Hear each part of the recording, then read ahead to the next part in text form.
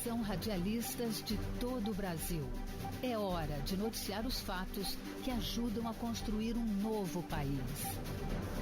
Direto dos estúdios da Empresa Brasil de Comunicação em Brasília, vem aí a Voz do Brasil.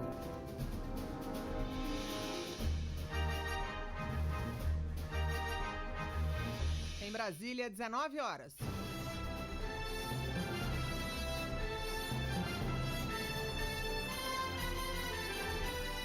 Está no ar a Voz do Brasil. As notícias do governo federal que movimentaram o país no dia de hoje. Boa noite. Boa noite para você que nos acompanha em todo o país. Terça-feira, 8 de novembro de 2022. E vamos ao destaque do dia. Brasil inicia a programação oficial na COP27, Conferência do Clima das Nações Unidas. Espaços montados no Egito e aqui vão apresentar ações da nova economia verde. E vamos dar todos os detalhes da participação brasileira na COP27 em uma entrevista ao vivo com o ministro do Meio Ambiente, Joaquim Leite. E você também vai ouvir na Voz do Brasil. Governo de transição. Divulgados nomes de coordenadores das áreas econômica e de desenvolvimento social. Auxílio para estados e municípios garantirem o transporte público gratuito para idosos. Repasse emergencial do governo chega a 2 bilhões e 400 milhões de reais. Cleide Lopes. 559 municípios de 19 estados e do Distrito Federal foram contemplados com os pagamentos. Hoje, na apresentação da Voz do Brasil, eu, Gabriela Mendes e Mariana Jungmann. E assista a gente ao vivo pela internet, acesse voz.gov.br. O Brasil quer mostrar o potencial de energia limpa durante a COP27, a Conferência do Clima das Nações Unidas, que ocorre no Egito. Para se ter uma ideia, o país possui uma matriz de energia renovável de 84%, enquanto a média mundial é de 27%. Isso significa que usamos a força dos nossos ventos, do sol e das águas para a geração de energia. E para falar sobre a COP27, a participação brasileira no evento, vamos conversar ao vivo com o ministro do Meio Ambiente, Joaquim Leite. Boa noite, ministro. Boa noite. Ministro, a COP27 é o principal debate mundial, né, sobre meio ambiente, a questão climática. Então a gente queria que o senhor começasse explicando por que ela é tão relevante e quais devem ser os principais temas abordados lá esse ano. A COP27 ela é relevante porque ela busca uma nova economia verde, neutra em emissões de gás de efeito estufa até 2050. Esse é um compromisso praticamente global, e o Brasil faz parte desse compromisso. E para nós atingirmos esse compromisso de neutralidade climática até 2050, o Brasil está levando as energias verdes do Brasil. O Brasil tem uma oportunidade gigantesca de geração de energia elétrica, de energias renováveis, aí de solar, eólica e biomassa. São 3 fontes que a gente pode considerar que tem um potencial de 100 gigawatts. O Brasil hoje produz 180, imagina o tamanho desse potencial que pode ser explorado nos próximos anos. Dessas 3 fontes, biomassa é uma fonte importante, que você pode usar os resíduos para transformar isso em energia, ao mesmo tempo que você pode pegar a produção de etanol, milho, e transformar isso também em energia. Essa é uma oportunidade que o Brasil tem. Além dessa oportunidade em terra, nós temos uma oportunidade no mar. São 50 Itaipus que podem ser instaladas no mar e gerar também energia a partir dos ventos, são cataventos que estarão no mar. Então, o Brasil montou todo um stand, o maior stand já montado pelo Brasil numa conferência do clima. São 300 metros quadrados, onde a gente vai apresentar um Brasil real e um Brasil das energias verdes, que aí traz várias oportunidades para a gente buscar essa economia neutra em emissões, e ela nasce desse desafio global de energia. É um desafio global, que é um desafio que a Europa está passando hoje, mas que reflete no Brasil, e assim o Brasil pode ser fornecedor no futuro de energia limpa para o mundo. O ministro, quem está compondo a delegação brasileira que está indo para o Egito? A delegação brasileira é composta por técnicos que vão trabalhar nas negociações. As negociações começaram essa semana. A equipe do Itamaraty, junto com a equipe das secretarias de Biodiversidade, Clima e Amazônia, as 3 equipes da secretaria estão acompanhando as negociações. Eu chego na segunda semana como chefe da delegação para acompanhar as negociações finais e tentar chegar a um consenso em vários temas, como mercado de carbono, como financiamento climático, mitigação, adaptação, perdas e danos. O Brasil é sempre protagonista nesse tema e eu, como chefe da delegação, vou estar acompanhando para a gente finalizar as negociações até o final da semana que vem e a gente começar a implementar aquilo que foi acordado no Pacto de Glasgow na última conferência. É bastante importante que a gente consiga recursos relevantes. Já ontem saiu um relatório de 2 trilhões de dólares necessários para essa transição e o Brasil com certeza vai ser parte da solução, podendo receber recursos para desenvolver essa nova economia verde junto com o setor privado. Pois é, o senhor já falou aí um pouco então do que a gente vai levar. Queria que o senhor explorasse então um pouquinho mais aí o que a gente vai levar e o que a gente espera trazer da COP27, né? O que o Brasil vai buscar lá dos outros países? O governo federal está fazendo um stand junto com a Confederação Nacional da Agricultura, a Confederação Nacional da Indústria, o SEBRAE e a Apex Brasil. Junto com o setor privado, nós estamos lá mostrando um Brasil real, um Brasil que já faz as ações reais, que tem vários projetos na direção de uma nova economia verde, tanto agricultura como indústria de baixa emissão. Do outro lado, nós também vamos buscar financiamentos para essas atividades. Nós temos aí que explorar essa energia eólica, tanto em mar quanto em terra, e para isso você precisa de muito recurso. Solar, nós também temos que acelerar esse processo. O governo federal, nos últimos 4 anos, instalou praticamente uma Itaipu de energia solar, e a gente deve quintuplicar isso, uma energia mais barata. E para essa energia ser mais barata e essa nova economia verde acontecer, você precisa de financiamento em volumes relevantes, e o Brasil também busca aí fazer parte desse processo, dessa nova economia via financiamentos climáticos, e é isso que nós esperamos conseguir lá durante essa conferência e, claro, participar buscando um consenso global para esse tema de mudança do clima e o desafio dessa nova economia verde. Esse financiamento, ele viria do setor privado ou de países mesmo? De países e setor privado. Eu acho que você tem os dois caminhos. Eu acho que você tem bancos hoje financiando essa nova economia verde, tanto para mitigação quanto para adaptação.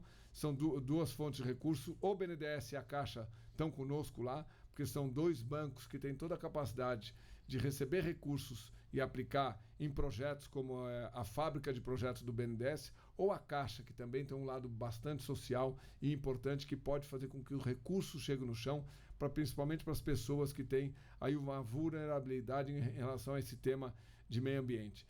E aí, é claro, nós no Brasil temos que olhar bastante saneamento, lixões, que são temas também que já têm recursos que já estão sendo aplicados para a gente conseguir aí a garantia de que todo brasileiro tem acesso a tratamento de esgoto e água potável, e lá com certeza você vai conseguir financiamento tanto do setor público quanto de bancos do setor privado para que essa economia aconteça aqui no Brasil. Agora, ministro, a conferência não é só para debate, né? Não são só ideias, também já tem resultado prático começando a sair. Brasil, Indonésia e República Democrática do Congo já estão dando os primeiros passos para uma parceria importante na parte de conservação de florestas tropicais. O senhor pode explicar um pouquinho para a gente do que se trata isso? Na conferência do ano passado, junto com a Indonésia, a gente começou a desenhar. O Brasil tem uma política bastante moderna e inovadora em relação a pagamento por serviços ambientais, que é remunerar quem cuida de floresta, a crédito de carbono de floresta nativa. Isso é bastante importante, porque a gente precisa remunerar quem cuida de floresta. E o Brasil, a Indonésia e o Congo têm esse ativo, essas florestas tropicais, que precisam ser remuneradas e reconhecidas como uma atividade econômica. E o Brasil tem aí toda essa política bastante inovadora, e na última reunião em Bali, no G20 em Bali, eu conversando com o embaixador, com o ministro, quer dizer, o ministro da Indonésia, ele propôs que a gente caminhasse nessa direção de criar critérios para a gente conseguir reconhecer e remunerar essas florestas. Então é isso que nós estamos fazendo, junto com o Congo, trazendo aí padrões para geração de crédito de carbono de floresta nativa, e aí você vai ter um ativo ambiental que pode ser remunerado. É preciso que a floresta seja mais lucrativa de pé do que derrubada, né, ministro? A ideia de criar um ativo ambiental de vegetação nativa, um ativo ambiental de floresta nativa, é justamente para você trazer valor monetário a isso e, de alguma forma, remunerar quem está cuidando dessas áreas. E aí, junto com o Congo e com a Indonésia, a gente criar uma regra mínima para a gente ser o protagonista. O Brasil já é protagonista nesse tema, a gente já tem políticas bastante robustas nessa direção, e a gente quer que isso seja um padrão internacional, e o Congo e a Indonésia seriam 2 parceiros para esse processo, e aí nós estamos aí fazendo essa parceria junto com eles, firmando esse acordo dos 3 países para a gente começar a desenhar esse mercado de carbono. Eu ia até perguntar para o senhor alguns destaques, né? O que o Brasil vai levar que nos torna um jogador de peso nessas negociações de políticas climáticas. Isso é um exemplo que o senhor poderia citar, além da energia limpa? Esse é um exemplo. Eu acho que o momento do mundo é energia. É energia limpa. E o mundo está indo numa direção contrária da energia limpa. Essa crise energética, principalmente na Europa, está fazendo que a Europa busque alternativas que não são energia limpa. O Brasil tem a capacidade de geração de energia limpa e, através dessa tecnologia nova, que é o hidrogênio verde, a amônia verde, exportar energia limpa para o mundo. Então, o Brasil tem uma oportunidade numa nova geopolítica industrial e ambiental e energética e alimentar.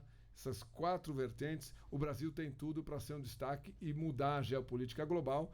E neste tema, Conferência do Clima, quando você fala de emissões, você ter um fornecedor seguro de energia limpa é bastante importante. E o Brasil provavelmente será esse fornecedor seguro e é por isso que a gente está levando para a Conferência do Clima o Brasil das energias verdes. E o que mais que a gente pode esperar, ministro, para esses próximos dias? Tem algo aí que o senhor possa adiantar em termos de acordos, parcerias que o senhor espera fechar lá na COP27? O desafio dessa COP é você conseguir consenso dos países desenvolvidos e industrializados, um financiamento robusto. Como eu falei inicialmente, se fala em 2 trilhões de dólares. E nesse momento que você tem aí uma crise energética global, uma dificuldade dos tesouros nacionais dos outros países, principalmente os países desenvolvidos e industrializados, como que a gente consegue fazer acordos e pressões a esses países para que esse financiamento seja efetivo, para que aquilo que foi acordado em Glasgow seja implementado. Esse é um grande desafio e aí, claro, depende de 194 países e nós estamos lá como país protagonista. Um país protagonista porque poucos países têm a característica do Brasil.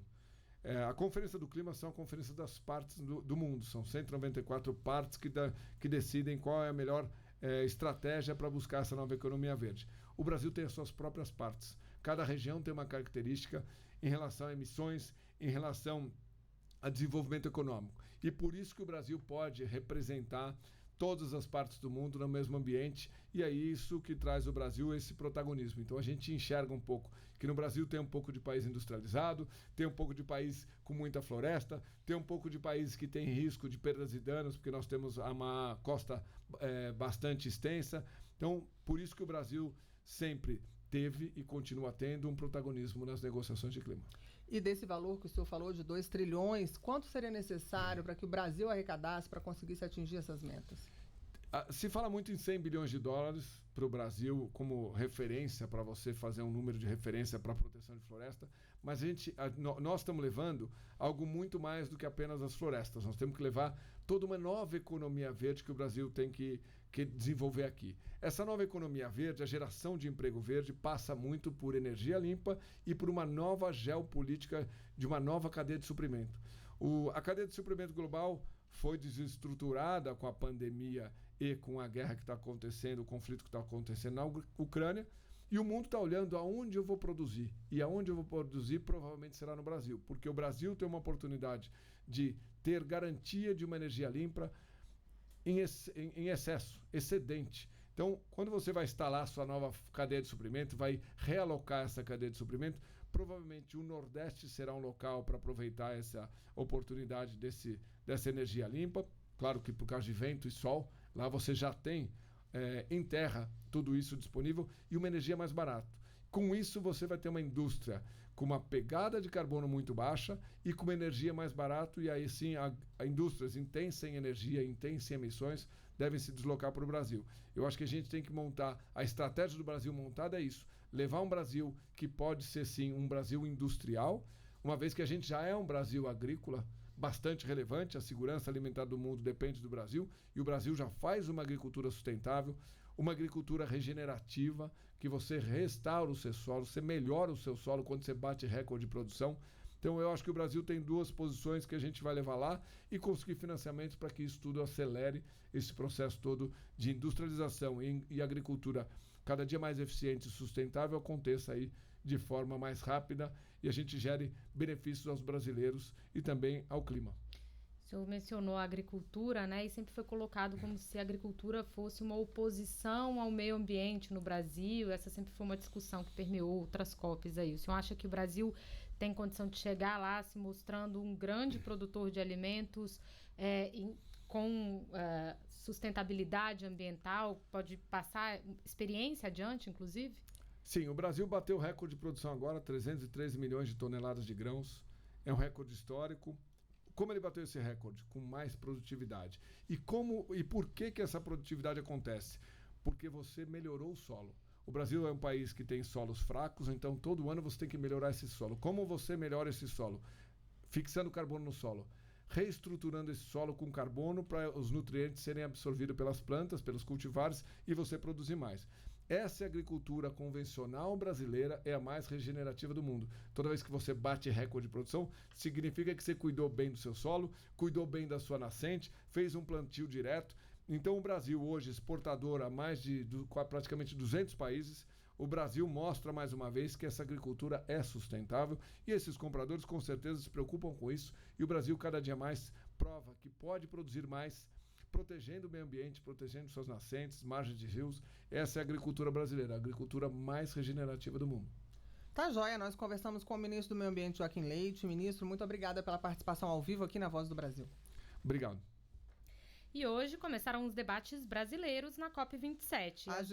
As discussões ocorrem ao mesmo tempo em um estande lá no Egito e em um espaço montado aqui no Brasil. Entre os